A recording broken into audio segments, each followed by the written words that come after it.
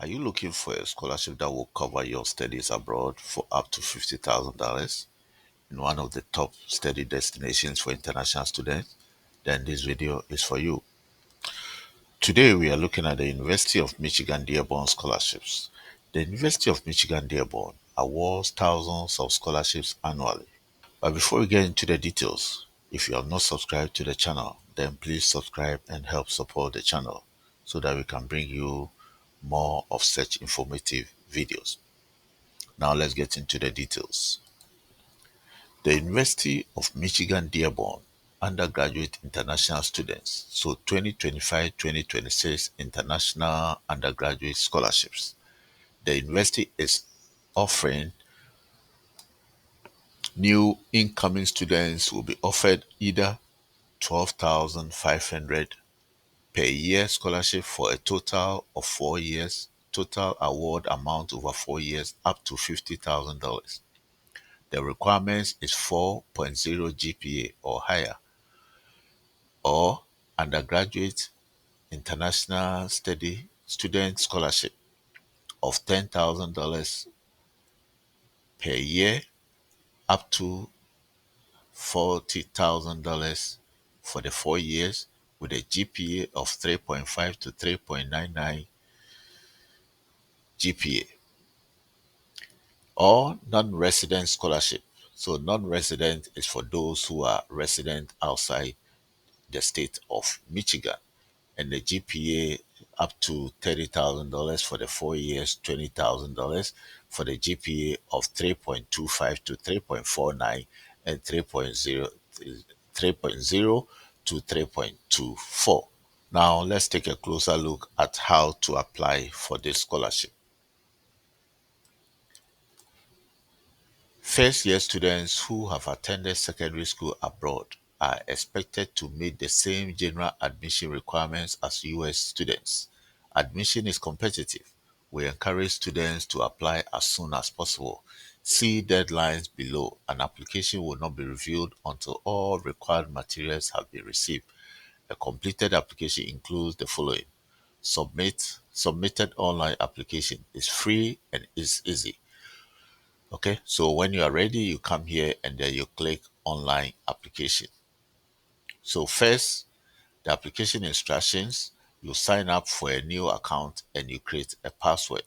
So when you go here, further details are provided here. And then when you come further down here, it tells you about the required documentation, official high school academic documents.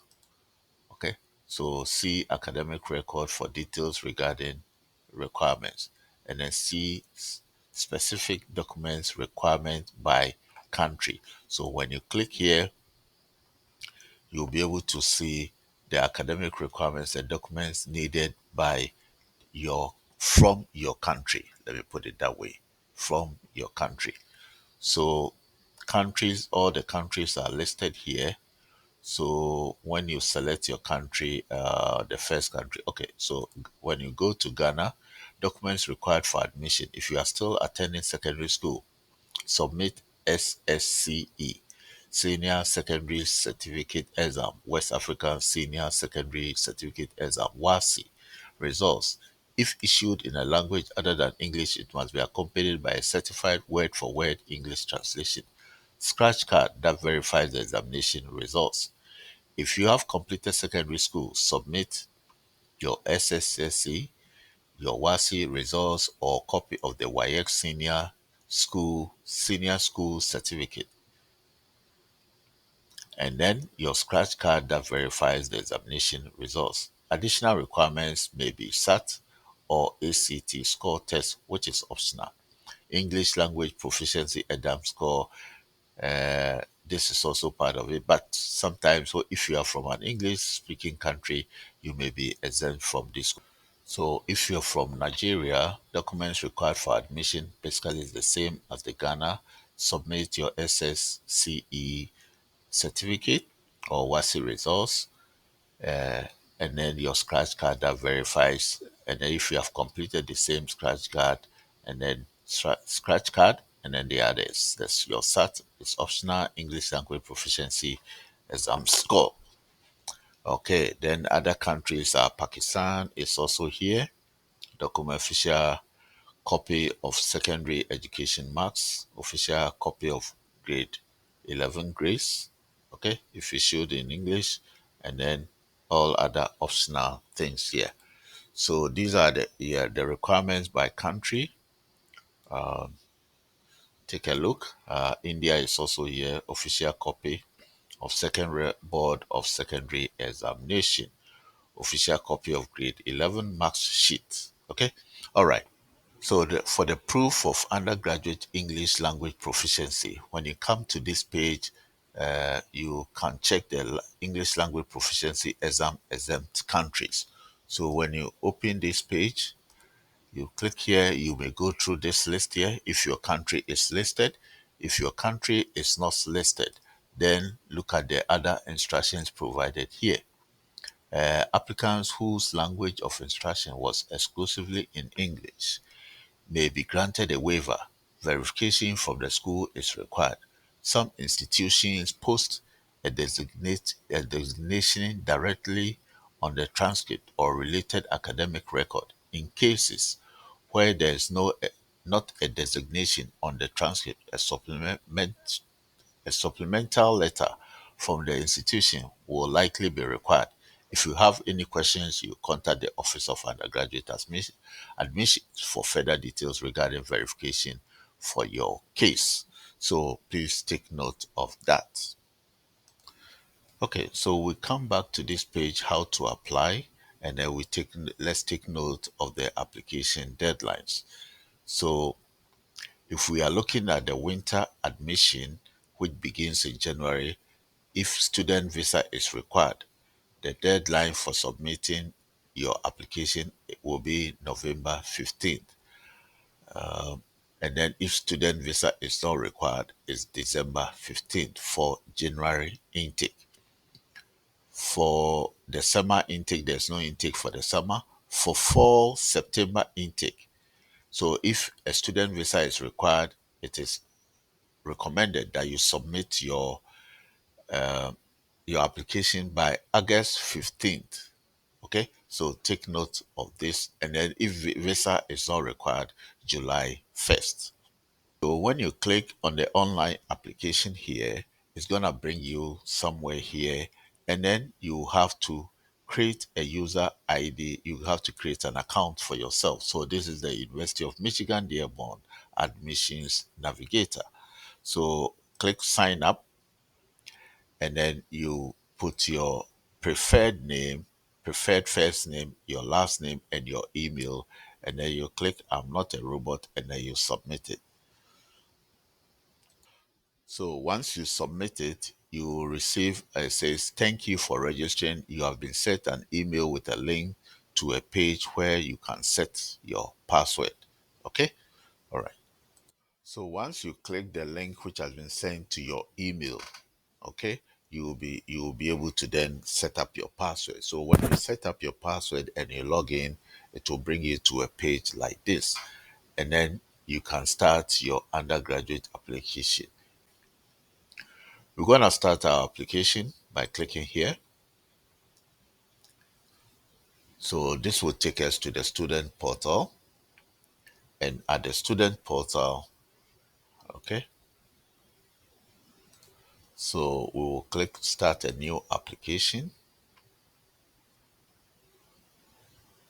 So what is your student type? You were a first time freshman, and then the term we want to take 2026 winter, for example, okay, so that we have ample time to apply for the visa. So we start the application. You can find your program of study on this page. So when you come to academics and it says click here, find your program. So you can select the program type. We are studying a bachelor degree here. So we select the bachelor degree, and then we'll go down here to select the degree level, which is the undergraduate, and then we'll say let's say apply, so that it sorts out the programs available. So there are programs in accounting, is bioengineering, mechanical engineering, bioengineering, BSc, computer engineering, criminology, and electrical engineering, health and human sciences. So there are a lot of programs here. Okay, so you can sort them out by further area of interest. So, for example, I'm interested in engineering and design or healthcare. So I will select just engineering, and then let's say I apply. So before you create your profile, just look at the courses that you want. So I want to undertake computer engineering, for example. Okay. So this is where you can study about the related informations. So back to our application, you're gonna put in your first name, your middle name, and your last name as it appears in your passport, and then you complete the application, the basic information on your personal information. Once you finish that, then you continue. I wanted to show you something here. When you're completing the application, you will get to a place where it says, "What visa do you plan to obtain?" Generally, international students generally require either F1 or M1 visa to study in the United States. So the F1 is for those pursuing academic studies, while the M1 is for those who are studying vocational or non-academic studies. So please take note of that. In completing your profile on the application, you will be asked to provide a parent guardian information. If your guardian is it is better if you have a relative in the US. If you don't, that is also okay. You can put your guardian in the States. So if you are below the age of 20, you'll be required to provide a parent guardian information. And then you provide your academic history, your current school, have you applied to Dearborn, and etc. And then when you come further down, it asks of your academic plan. So you select the when you want to start your you are a freshman, the school, the course that you want to pursue, and then are you planning to attend full time? You have to say yes to this because of the scholarship. You have to say yes to that, and then you click continue. So when you click continue, then it will bring you to the test course. So you provide your test course is English, your native language. For this document purpose, I'm gonna say yes, or if you say no, and then we'll see what it will say here. Okay. In case you say no, any applicants whose native is not English is required to demonstrate language proficiency. Have you taken the score, proficiency language score? So you can decide to take not yet. Okay. Do you plan to take? Then you can decide to say yes. Have you taken the GED test instead of completing high school? You can say no. Have you taken the SAT? SAT is also optional, so you can say no. You have until November to do this. So once you take all those things later, you can add it to your application. Okay, so do you plan to take either test? You can say yes, I plan to take the SAT. Okay, and then when you plan to take it, you put the date. If you don't plan to take it for purposes of this application, I will say no. So I don't plan to take it, and then it continues. It's a bit long application process. Are you? Yeah, no, I'm not a resident. So previous high school information, all your schools that you have attended, all that. So after completing the information, it's a very long list, but answer all the questions to the best of your ability. Once you have completed everything, it comes here. You have your personal information. So we have 95, 88% completed, 98. All those ones in red, these ones in red, they are mandatory. So all those ones in red, make sure that you answer them.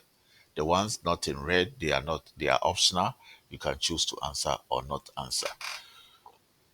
So this is it. Once you answer your contact information, SMS options, your parent guardian information, your academic history, your academic plan, your test scores, your in-state tuition, your previous high school information, additional information about criminology, your past record, and all that. So once you have submitted everything and everything is up to date, then you can come here and click submit your application.